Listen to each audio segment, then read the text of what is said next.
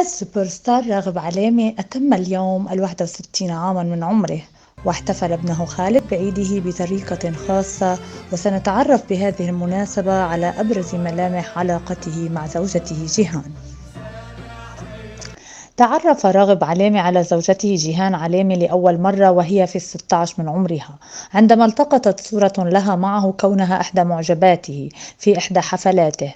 وبعد 7 سنوات عاد القدر ليجمعهما في الكويت في حفل غنائي أيضا، فيتزوجها راغب علامة بعد 20 يوما فقط، نظرا لشدة إعجابه بها.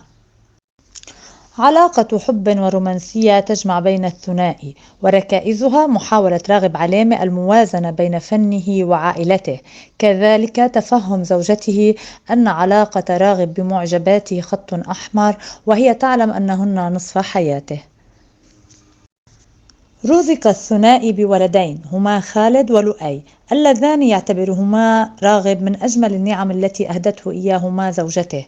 ورغم متانة العلاقة بين الثنائي، إلا أن حياتهما لا تخلو من المشاكل، وهذا ما كشفه راغب في إحدى المقابلات الإعلامية حين قال مازحا أنهما يتشاجران كل 10 دقائق تقريبا.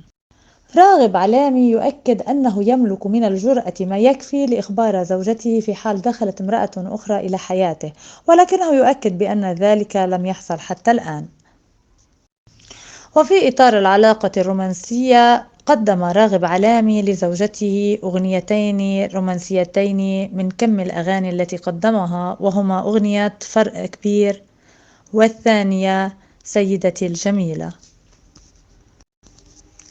ويواظب الثنائي على نشر الصور ومقاطع الفيديو الرومانسية لهما، والتي يظهر فيها الطرفان بأجواء عاطفية وهما يرقصان أو يحتضنان بعضهما أو يتبادلان القبل.